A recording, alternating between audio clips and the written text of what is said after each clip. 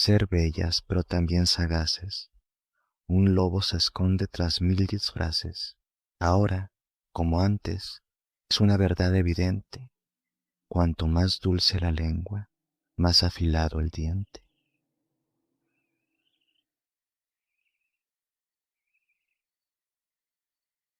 Hueso a hueso, cabello a cabello, la mujer salvaje, la instintiva regresa, a través de los sueños nocturnos y de los acontecimientos medio comprendidos y medio recordados.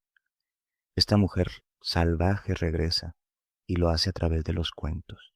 Hay una vieja que vive en un escondrijo del alma, que todos conocen pero muy pocos han visto.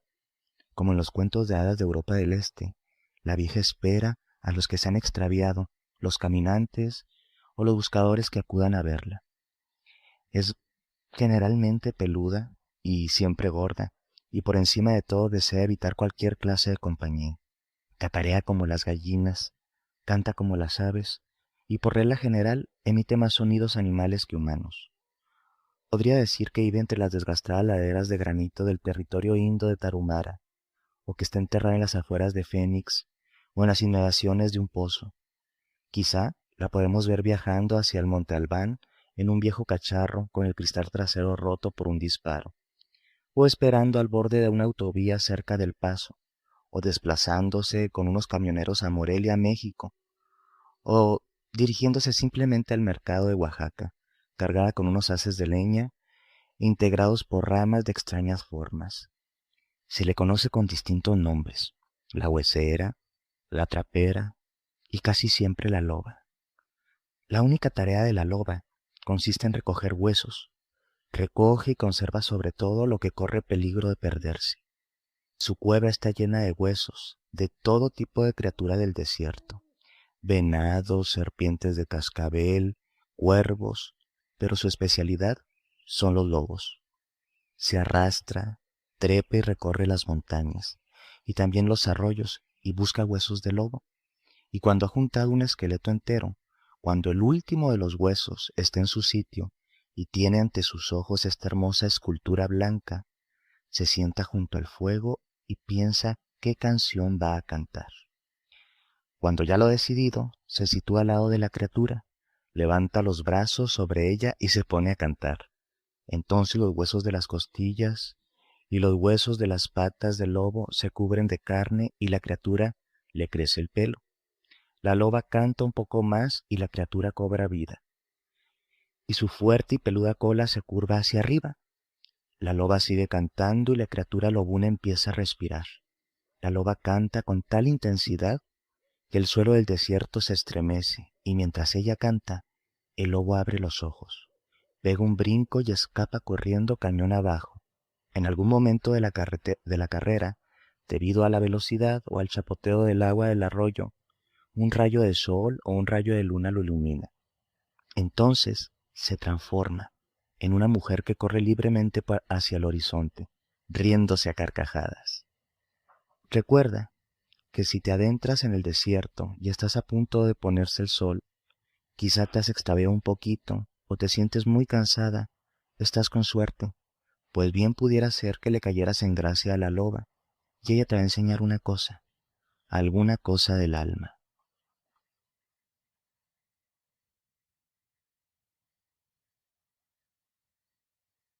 La única cosa que definitivamente no se puede matar es el alma y el espíritu. Estos aspectos o estos conceptos, ¿sí? Para muchas personas, pues en psicología podrían ser llamados psique, ¿sí? Y la psique siempre se está transformando y después de cada supuesta muerte, pues lo único que está esperando es una nueva vida.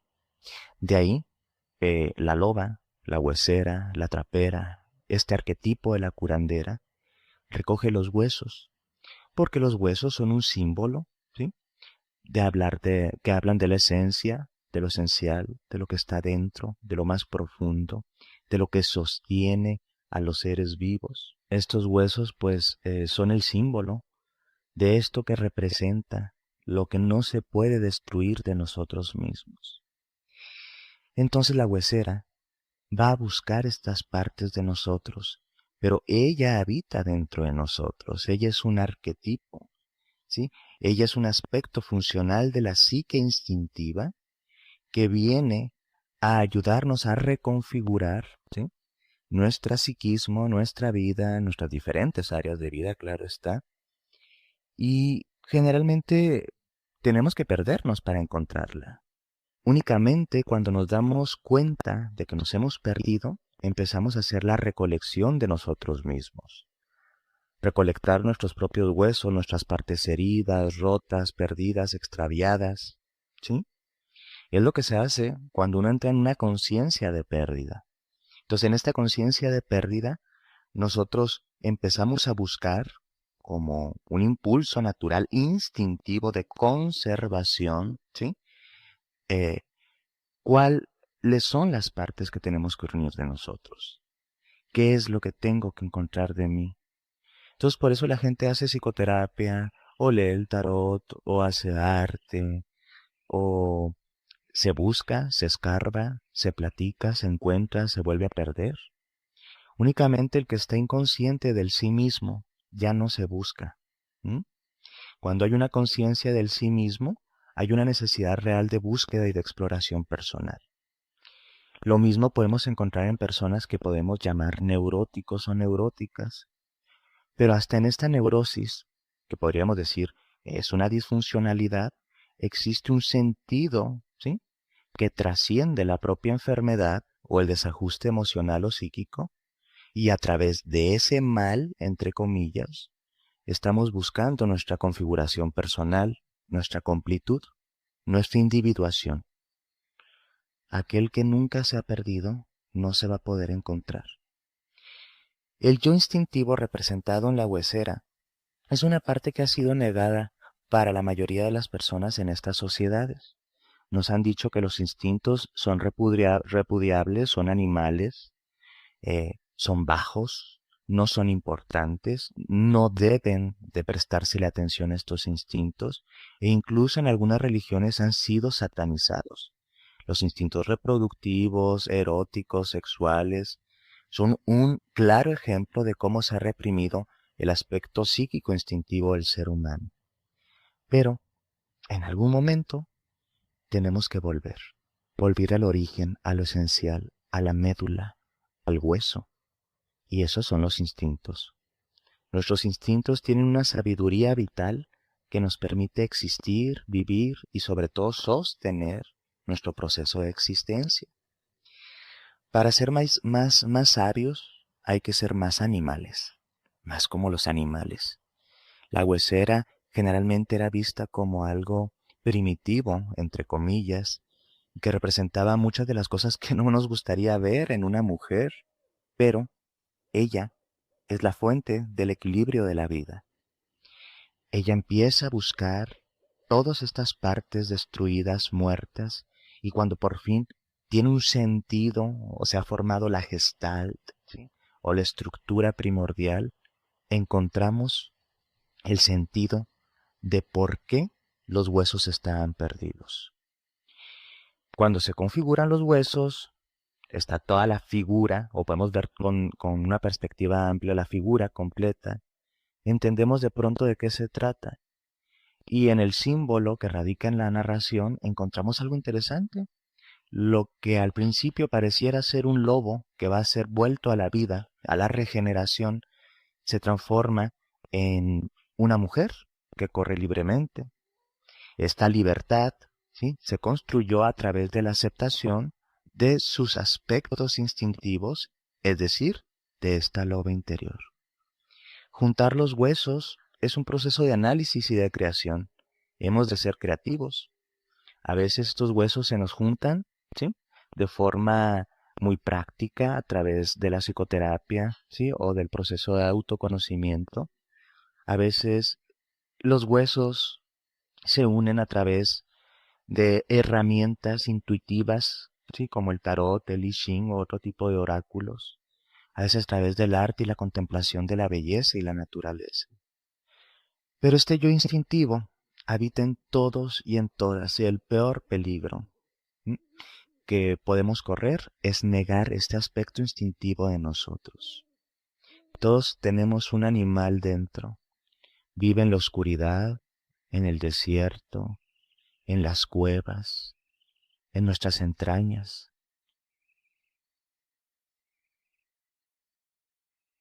Y gran parte de lo que nosotros llamamos la integración psíquica, la curación, la individuación, no obedece únicamente a factores mentales, sino esencialmente a la reintegración de los instintos naturales y las pulsiones naturales.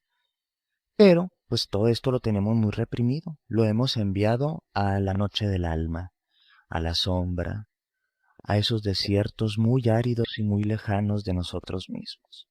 Por eso, tenemos que caminar un rato por estos desiertos, por estas oscuridades, y encontrar, o más bien dejar, que nos encuentre ella, la loba, la trapera, la curandera. Y una vez que nos encuentra, pues nosotros también nos encontramos y nos tenemos que confrontar. Imagínate tú que de pronto vas caminando por algún lugar, por una pradera, el desierto, qué sé yo, y de repente te topas a una mujer con este aspecto. Lo más probable es que le saques la vuelta, la rechaces o trates de simplemente pasar desapercibido. Esto es justamente lo que hacemos con nuestros instintos, ¿sí? Los sentimos, los vemos, están frente a nosotros, pero los juzgamos de una forma estereotipada, de una forma moralista, de una forma del buen ver, entre comillas, y nos asustan. No los entendemos. Tratamos de escapar de ellos, pero no podemos escapar de ellos porque somos a través de ellos. Muchas, incluso personas quieren trascender la realidad instintiva por creer que tiene este aspecto pecaminoso o desagradable. Pero realmente ella, en lugar de provocarnos este rechazo, debería provocarnos cierta admiración porque ella es la portadora de la capacidad curativa. Ella es la portadora, ¿sí?, de la sabiduría de la vida. Cuando nosotros empezamos a juntar nuestros huesos, lo primero que tenemos que aceptar es que creemos que partes de nosotros están muertas, que ya nunca van a estar bien, que incluso no tiene ningún sentido hacerlo. Pero hay ese dicho, muy bien dicho, que el que busca encuentra. Y entre más nos escarbamos y más vamos a nuestras profundidades, más huesitos encontramos. Y no sabíamos hasta qué grado de complejidad éramos capaces de ser. Y en esta complejidad se configura cada vez más la perspectiva, ¿sí?, global de lo que somos. Y entonces, aceptándonos, buscando nuestra canción interior, una metáfora muy bella en este relato, pues esta canción interior a veces es esta verdad, ¿sí?, que nos vibra en lo más profundo de nosotros y que muchas veces por pena, por pereza, por represión, creemos haber olvidado y la tenemos ahí. Y a veces esta canción, ¿sí?, viene como el canto, ¿sí?, que es una manifestación pasional, ¿sí?, a través de esto, la pasión, el instinto sano se revitaliza a través de una pasión sana en nuestra vida. Pero a veces desde muy pequeñitos nos dijeron que esto no es adecuado, no es lo pertinente, esas pasiones son absurdas, y tal vez lo único que necesitaba tu alma era experimentar la pasión del amor, o del baile, o de la belleza, o del arte. Una de las peores cosas que se le puede hacer a un ser humano es castigarlo porque ama la belleza, y a veces eso lo hicieron con nosotros. Nos dejaron tan lastimados en nuestros instintos, tan lejos de la huesera, tan lejos de la loba. Pero a veces tenemos que abrirnos para que ella nos encuentre.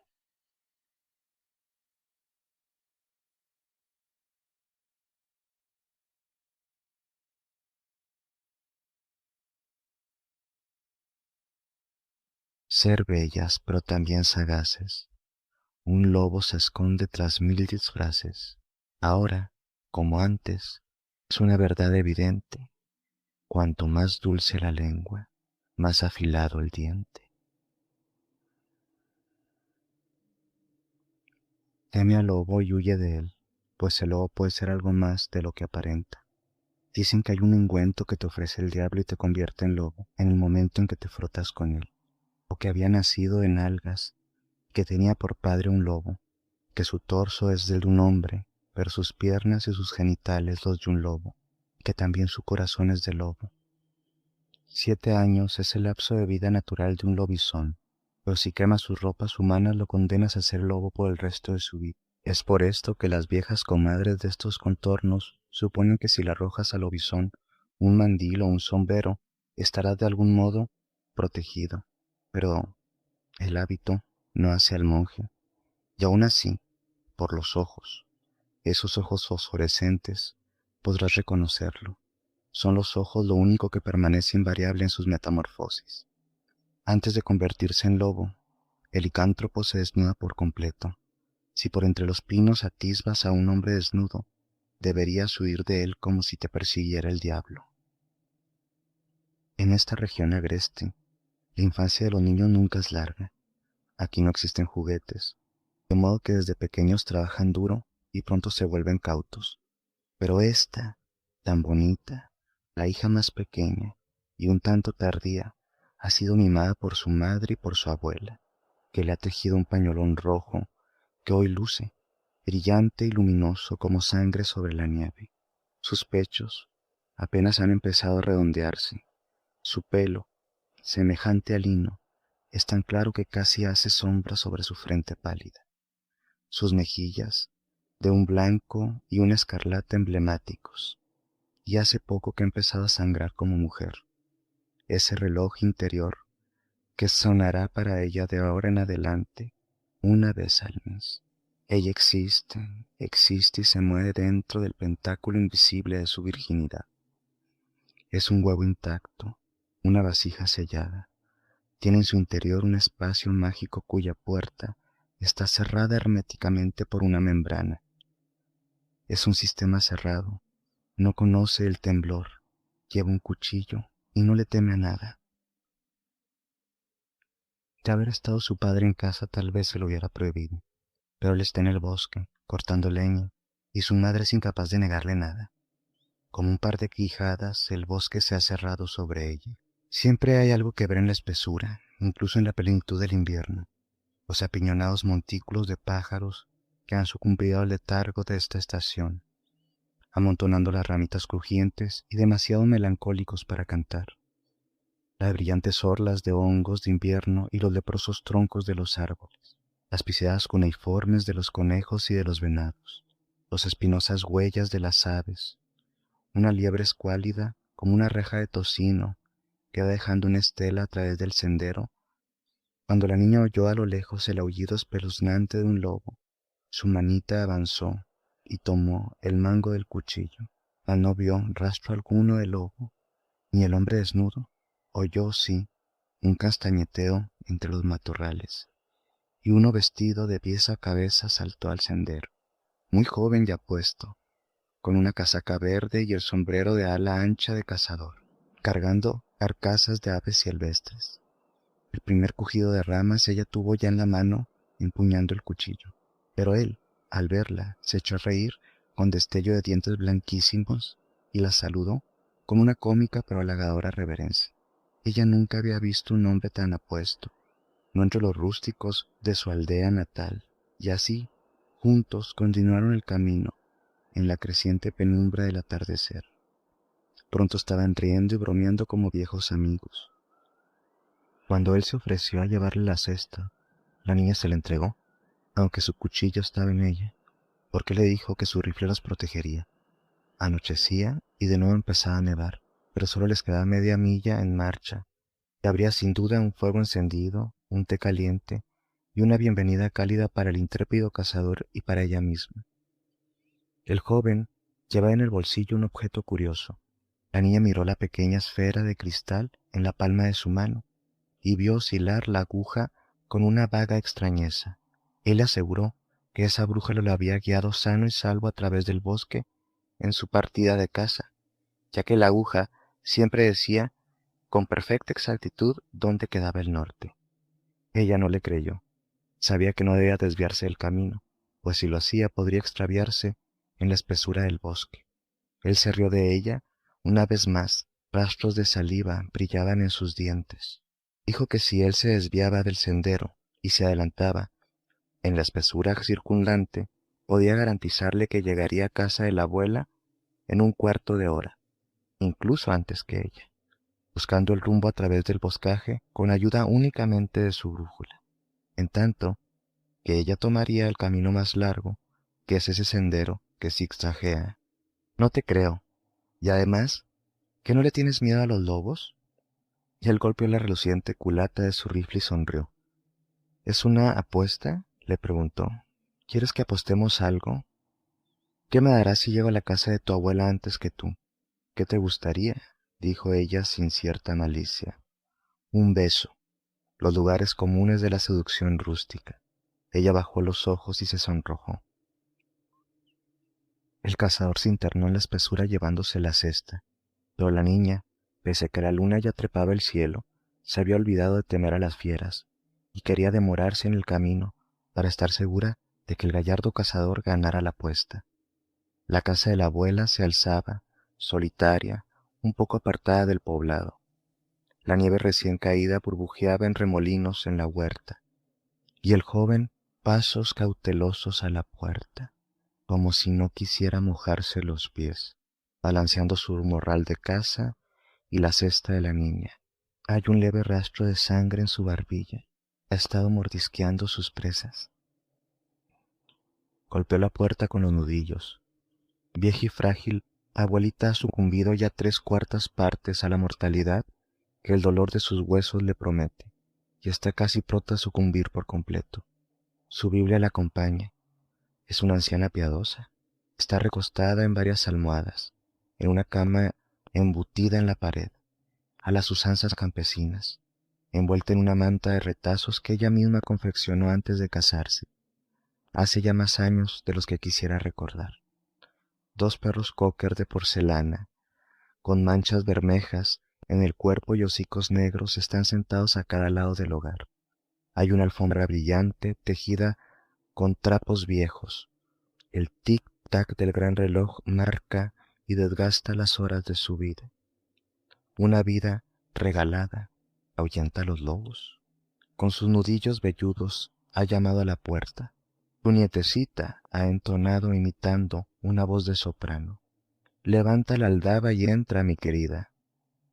Se le reconoce por sus ojos, los ojos de una bestia carnicera, ojos nocturnales, devastadores, rojos como una herida.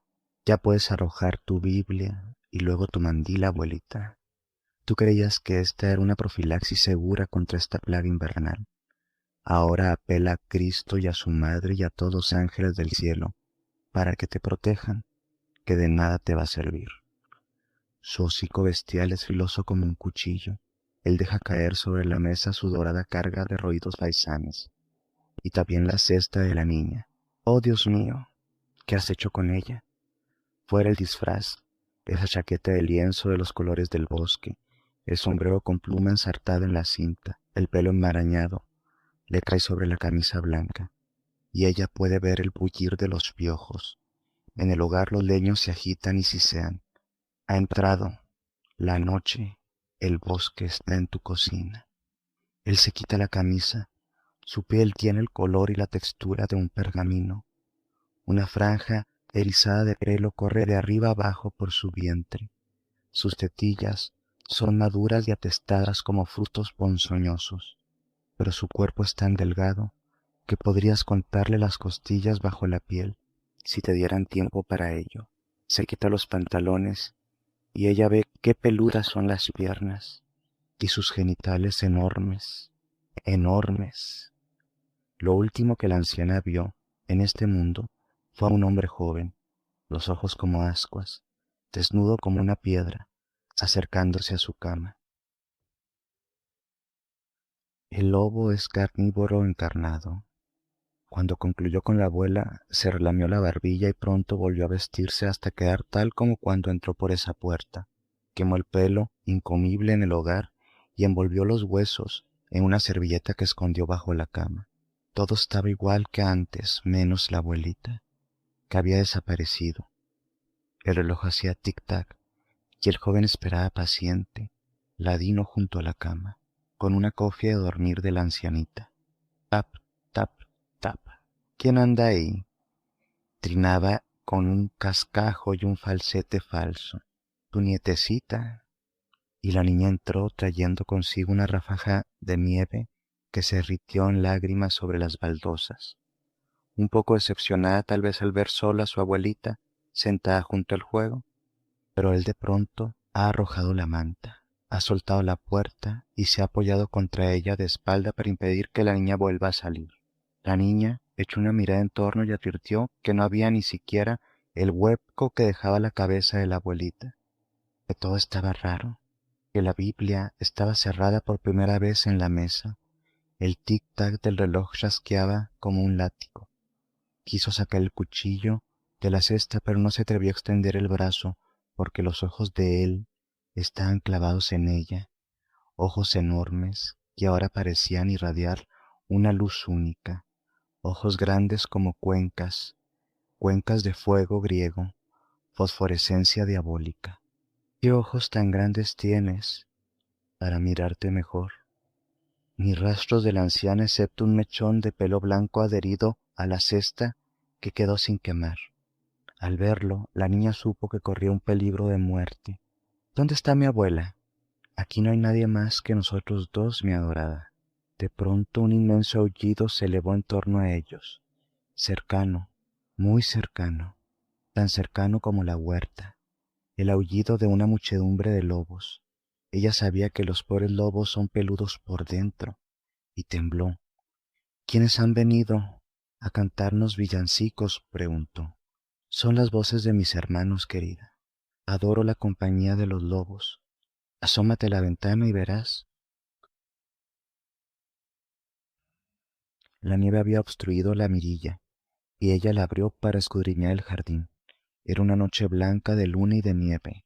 De pronto, ahí estaban, las fieras grises, sentadas en sus ancas en medio de las hileras de las coles de invierno. Apuntaban sus afilados hocicos a la luna y aullaban, como si se les fuera a partir el corazón. 10 lobos, 20 lobos, tantos lobos que ella no podía contarlos, aullando en coro, como enloquecidos o desesperados. Sus ojos reflejaban la luz de la cocina y centellaban como centenares de bujías. Hace mucho frío, pobrecitos, dijo ella. No me extraña que aúllen de ese modo. Cerró la ventana al lamento de los lobos. Se quitó el pañolón escarlata, el color de las amapolas, del color de los sacrificios, del color de sus menstruaciones, y puesto que de nada le servía su miedo, cesó de tener miedo. ¿Qué haré con mi pañolón?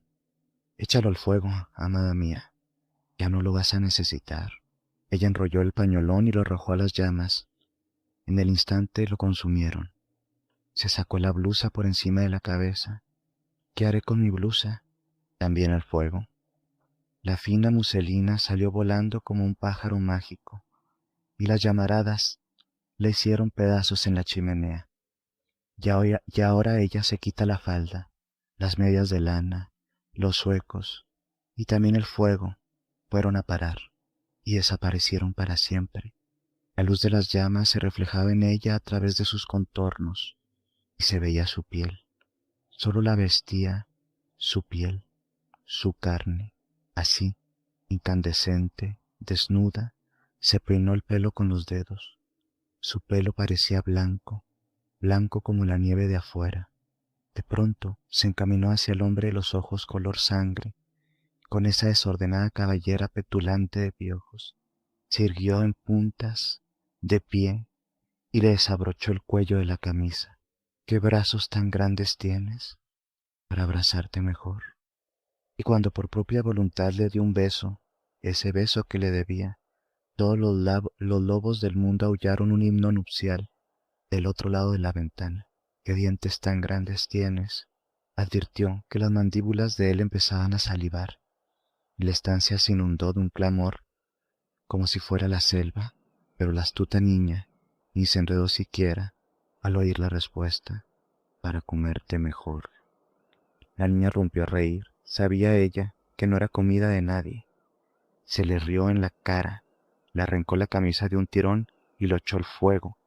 Las llamas danzaron como almas en pena en la noche de Walpurgis, y los viejos huesos debajo de la cama empezaron a castañar, pero ella ya no les prestó atención. Carnívoro encarnado, solo la carne inmaculada lo apacigua.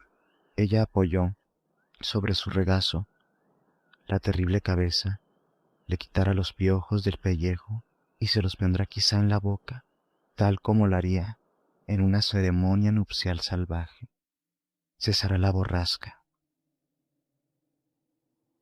y la borrasca ha cesado, dejando las montañas tan azarosamente cubiertas de nieve, como si una ciega hubiese arrojado sobre ellas una sábana.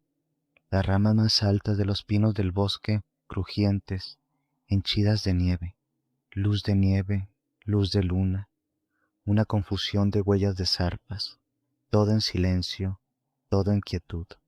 Medianoche y el reloj da la hora. Es el día de Navidad, el natalicio de los licántropos. Dejad que todos se hundan. Mirad, ella duerme, dulce y profundamente, en la cama de abuelita, entre las zarpas del tierno lobo. Ser bellas, pero también sagaces. Un lobo se esconde tras mil disfraces. Ahora, como antes, es una verdad evidente. Cuanto más dulce la lengua, más afilado el diente.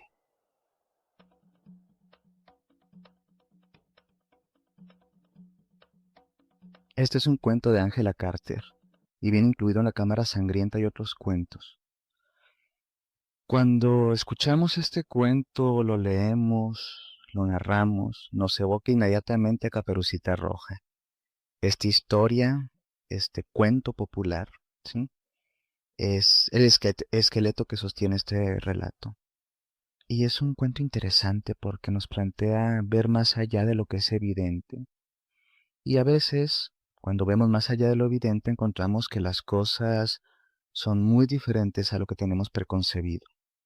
Si bien el relato está un poco más sexualizado y erotizado, no se dista o no cambia mucho del sentido de Caperucita Roja, que funcionaba como un cuento primitivo para hablar de los ritos de paso menstruales, en donde la mujer pasaba del estadio de niña a doncella y por lo tanto tenía que cuidarse de los nuevos peligros, entre comillas, y también los peligros reales que podían ir transitando en su vida como mujeres sexualmente atractivas. Encontramos a esta niña sobreprotegida, ¿sí? Esta niña la más bonita, la niña que fue protegida por abuela, por madre, por padre. Pero por alguna razón ella tiene que ir más allá de lo conocido. Tiene que transitar de un punto a otro punto, del punto A al punto B. Simbólicamente el punto A es su hogar, su casa, el lugar conocido, al punto B, el hogar, ¿sí? De la madurez que está representado con el hogar de la abuela.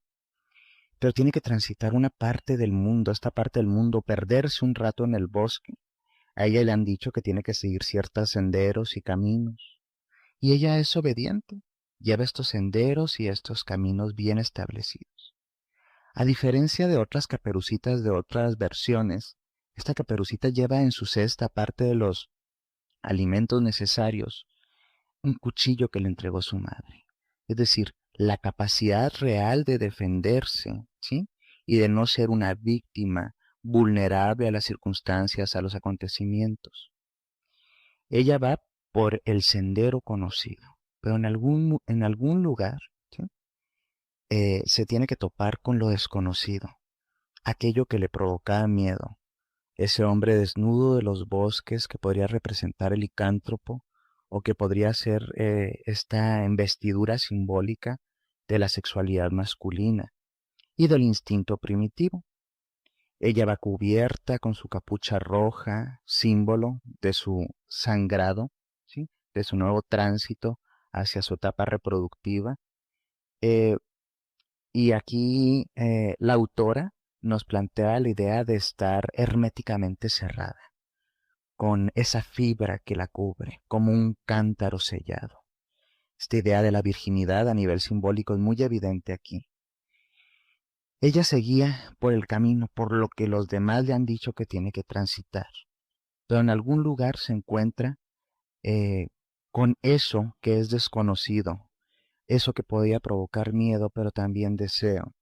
Este hombre agradable, este hombre lobo, que al principio ya no sabe que es un hombre lobo, em, le representa todos los instintos, la sensualidad, la sexualidad, la curiosidad, y ella acepta este juego de carreras eh, para llegar a la casa de su abuela, pero él cae una brújula que podría representar o es un símbolo de guía. Él se deja guiar por sus instintos primitivos y ella, ¿sí? Por el camino preconcebido que otros han transitado.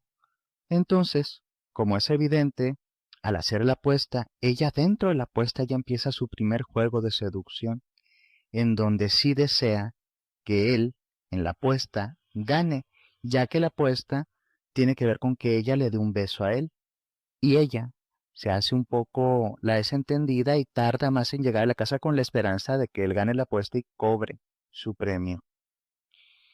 Cuando vamos viendo todo este tipo de símbolos, vemos a una Caperucita muy diferente a esta niña ingenua o esta idea, sí, muy pueril de la feminidad como algo que es vulnerable y que puede ser atacado y que puede ser depredado y que puede ser violado o sometido. Ella tiene en el cuento, sí, en el relato, un desarrollo que va desde lo más infantil hasta el descubrimiento de la sexualidad, el placer y el instinto. Cuando llegan a la abuela, sí, que la abuela es como algo así como la guardiana de la moral, las buenas costumbres, algo que ya está un poco viejo, sí, o un tanto viejo, y que por así decirlo está dando sus últimas este, esfuerzos por sostenerse en la vida. Aquí ella ya no es simplemente mm, una mujer anciana, también se transforma en la presa, ¿sí? Y el instinto va más allá de, de las ataduras del ser conservador, de las buenas costumbres, de la religión, y nada puede ir contra el instinto natural, y más contra los instintos sexuales. Ni Cristo, ni la Virgen, ni los ángeles, ni la Biblia misma pueden evitar que Él entre, que eso entre a nuestras vidas, a nuestras casas. Entonces ahí el bosque, el instinto, entra a tu cocina, a tu vida, a tus espacios privados. Finalmente es devorada, ¿sí? Y el lobo manifiesta ciertos atributos ya de índole sexual, de índole erótica, y se queda sin ropa, con lo más básico que es él, porque cuando nosotros nos despojamos de la ropa, nos despojamos también de las imágenes del estatus, de la moda, de la tendencia, de las costumbres, de la buena moral, etc., etc., etc. Entonces, él es básicamente el instinto, el eros manifestado. Y sin ropa, pues todos somos lo que somos. No hay máscaras represivas ni roles sociales establecidos. Ella, ¿sí? Cuando llega la niña se da cuenta del lobo y el lobo la deja encerrada y ella se da cuenta que está en un peligro, pero se da cuenta que de nada sirve tener miedo, que no puede tener miedo contra la naturaleza, contra lo que es totalmente natural y deja de tener miedo y escucha a estos lobos, sí, los hermanos de la noche y no siente miedo, siente más bien una honda compasión, se siente identificada con los animales porque para sentir empatía y compasión pues tienes que tener identificación y ella empieza a juguetear en un juego de seducción y peligro con este representante de los instintos primitivos, con este hombre lobo, este licántropo, ¿sí? Y encuentra atributos primitivos, sexuales, donde se hacen referencias a zonas de su cuerpo, a sus grandes genitales, a su pelo de cuerpo, y finalmente ella se da cuenta que ya de nada le sirve ocultarse, ¿sí? Con esa capuchita roja, que puede ser un símbolo de la pérdida de la virginidad y también del sangrado, que se da tanto en la menstruación como en algunas ocasiones en en las iniciaciones sexuales. Y finalmente van tirando al fuego, el fuego se lleva todo esto y el fuego se lleva las prendas de esta Caperucita ya más despierta sexualmente. Y finalmente él también se desnuda, se desnudan, y ella empieza a hablar de sus piernas grandes, de sus brazos grandes, de su boca grande, pero ya sin miedo. Y cuando él trata de intimidarla de una u otra forma, ella reacciona de una forma bastante sugestiva y seductora y lo avienta, ¿sí? Y lo toma y se toman. Hay toda una idea de interacción sexual aquí en donde ellos se han despojado de sus ropas y se deja entregar al instinto, a la sexualidad, a lo que tiene que ver con la naturaleza. Ella se hace como él, una mujer de los instintos, una mujer del bosque, una mujer desnuda, una mujer loba. Ella consuma su deseo y lo toma a él y él a ella. A veces hay que perdernos para encontrarnos. La sexualidad, el instinto, el erotismo son lugares comunes de muchos cuentos. Si bien los cuentos han sido sutilizados y moralizados, encontramos los vestigios de canibalismo en Caperucita Roja, de asesinato, de sexualidad, de violación, de un montón de temas. En este caso, la autora nos hace magistralmente llegar este relato basado en Caperucita Roja para hablarnos de, de esta imaginería simbólica que tiene que ver con el despertar sexual de las mujeres, la entrega al instinto y los tránsitos o los ritos de paso a los cuales muchas mujeres tienen que pasar, llegando primero desde el miedo hasta finalmente a la consumación del deseo. Y hay una moraleja, hay de aquella que el sendero deja. Ahora, como antes, hay una verdad evidente. Entre más dulce la lengua, más afilado es el diente.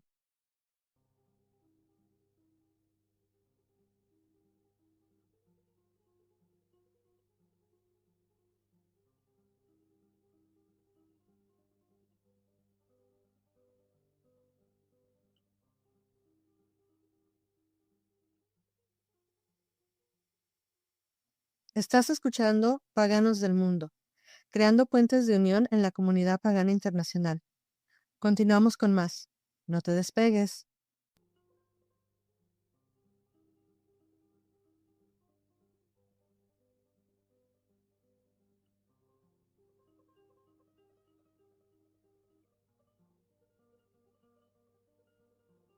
En cualquier lugar en donde haya un río en México o en España, en cualquier lugar donde haya un río en los Estados Unidos y los hispanos vivan cerca, ahí está la Llorona. Significa la mujer que llora. La Llorona originalmente se llamaba María. María era una hermosa, bella mujer, con el cabello negro como ala de cuervo y los labios rojo rubí, y vivía en un pequeño pueblo a la vera de un río.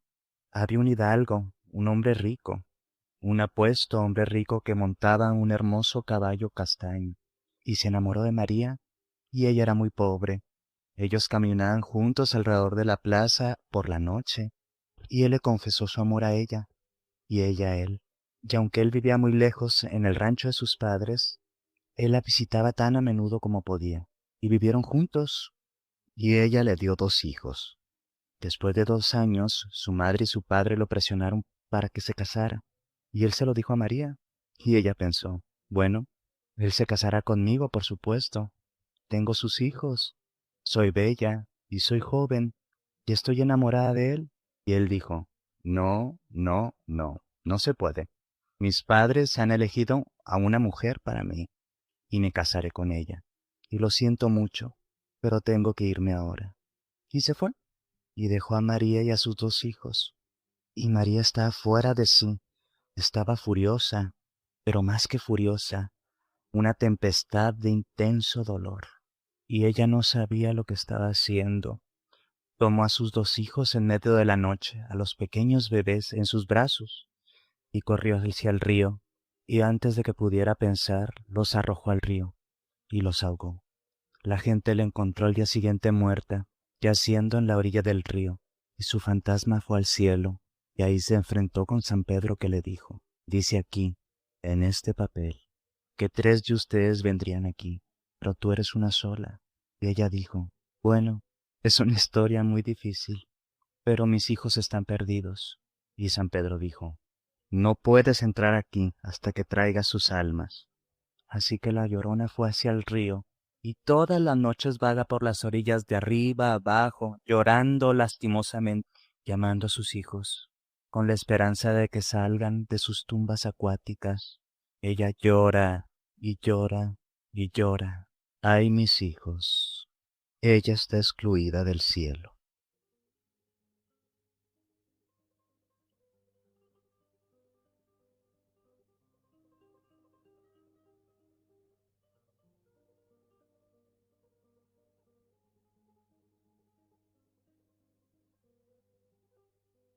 La Llorona es un mito, un cuento o una leyenda muy simple. Nos habla de una mujer que mató a sus hijos. Simbólicamente, mata sus frutos, su potencial, su creatividad. Eso es algo muy usual en nuestra cultura.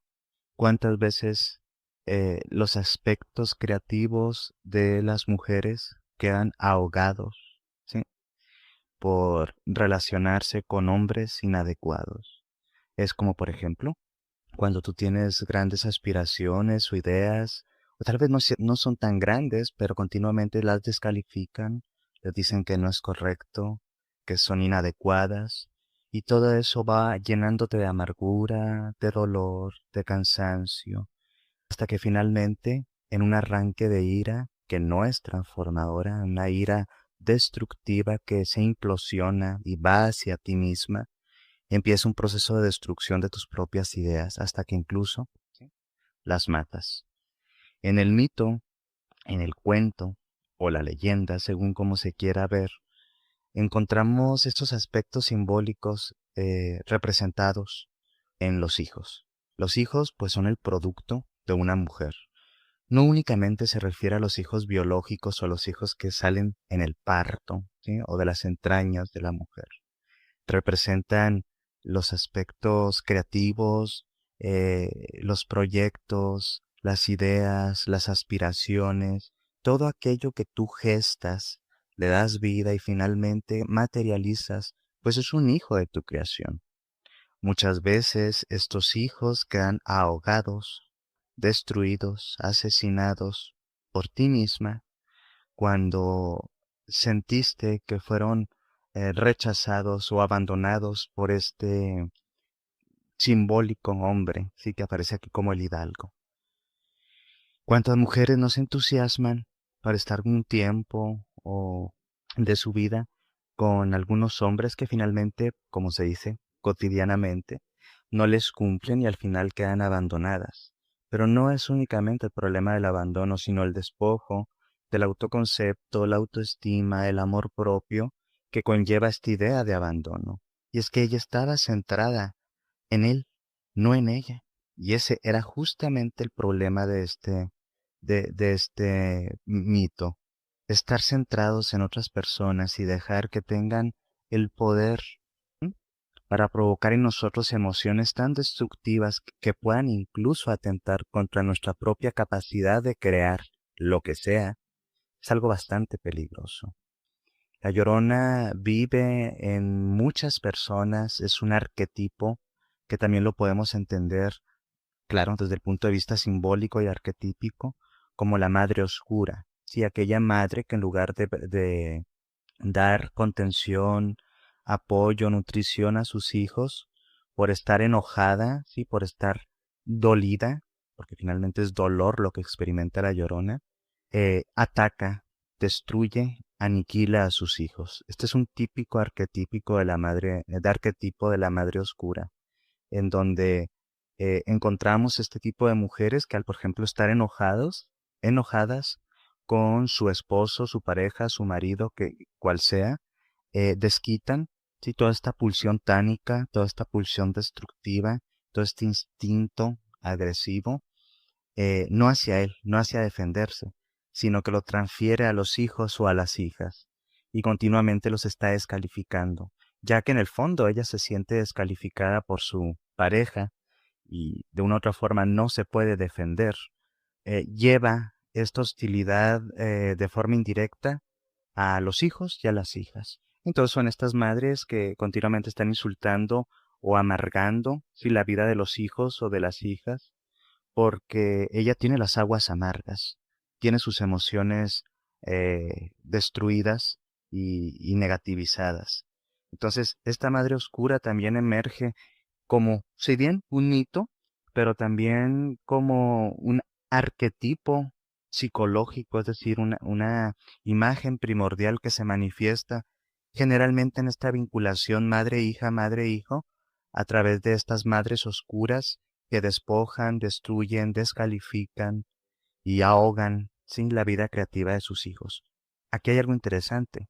No únicamente lo pueden ahogar de una forma hostil o de una forma evidentemente destructiva. Muchas veces se ahoga en esta vinculación eh, con una violencia, podríamos llamarle más psicológica, en donde la llorona o esta mujer llorona que duele, ¿sí?, que siente despojo, que siente destrucción, ataca a sus hijos e hijas de formas muy sutiles que ella ni siquiera detecta como ataque.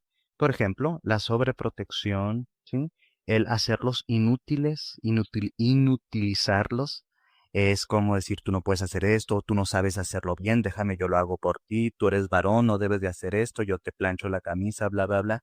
Y lo que está haciendo a largo plazo es ahogar la capacidad de independencia y de creatividad de los hijos y de las hijas, haciéndolos creer ellos dependen de ella y que la necesitan para poder salir adelante. La Llorona es una figura que da mucho de qué hablar, es una figura muy compleja.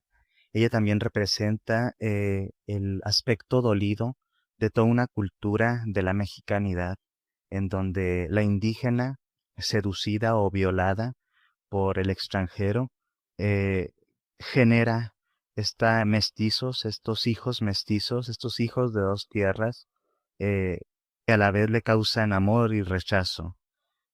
Hay este sentido de despojo y de violación y el génesis de toda la raza, por así decirlo, o de todo el mestizaje mexicano, pues es esta idea de abuso que se da a través del mestizaje español hacia, ¿sí?, los indígenas y las indígenas.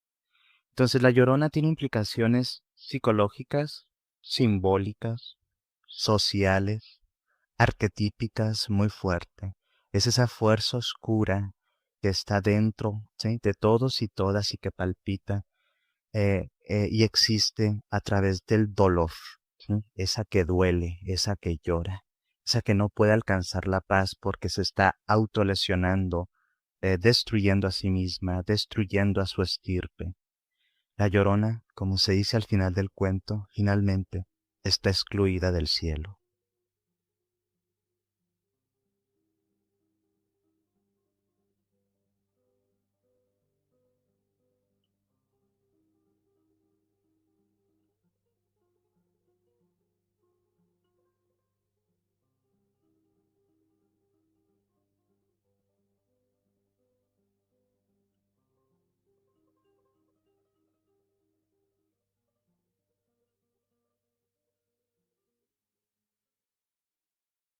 Había una vez una aldea en donde todos dormían, y una noche una loba llegó del mundo de abajo al mundo de arriba.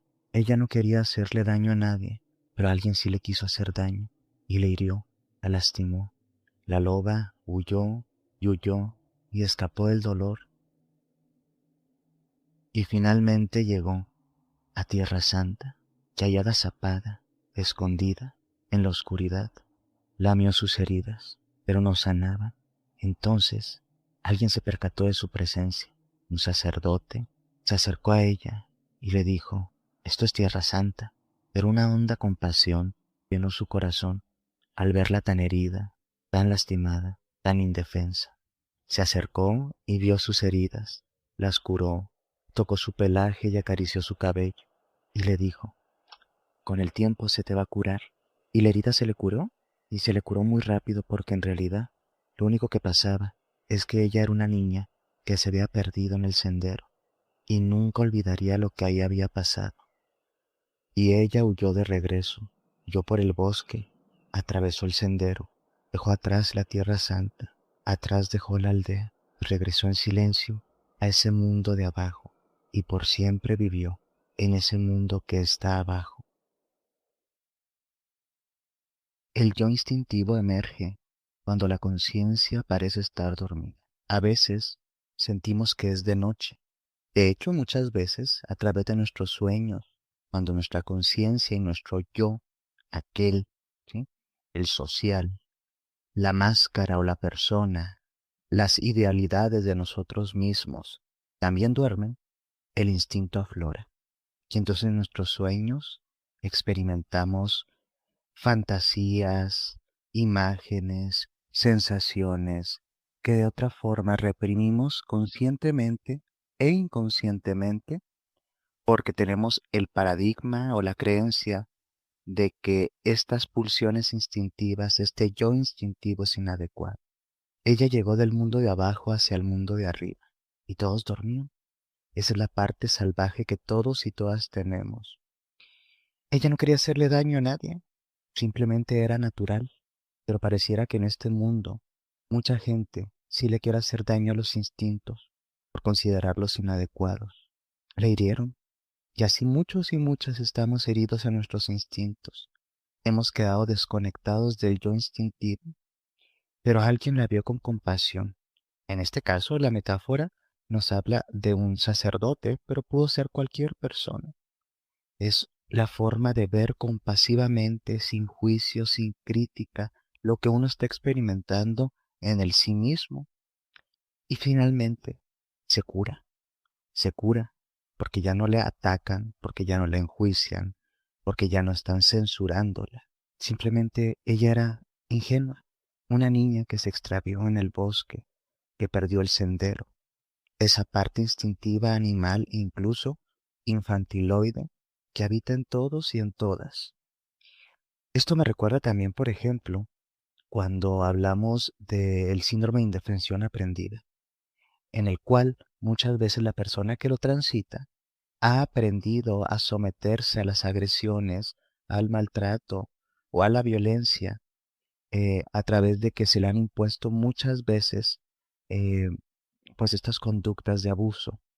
Es como cuando llega alguien a golpear, por ejemplo, a su pareja, y la pareja al principio se defendía, gritaba, lloraba, y de repente vio que no funcionaba y no funcionaba y no funcionaba, hasta que se queda tan roto este instinto de supervivencia, ¿sí?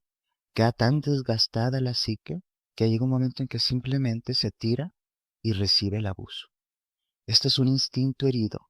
Significa que lo han herido en el momento en el que ella se ha desconectado de la capacidad de ejercer. Así también, por ejemplo, pues podemos ver los animales del zoológico que al principio que los capturan o los que no nacieron en cautiverio son salvajes. Al principio tienen una resistencia fuerte con los domadores, con las jaulas, con los entrenadores, hasta que llega un momento en que se someten y sus instintos son derrotados, pero en cualquier momento se pueden reactivar. Y esto lo hemos visto muchas veces. Al final, ella sanó su herida y volvió a agazaparse, a vivir y a existir en ese mundo de abajo, en ese mundo de abajo, donde todos tenemos un yo instintivo que está esperando a salir y conocernos.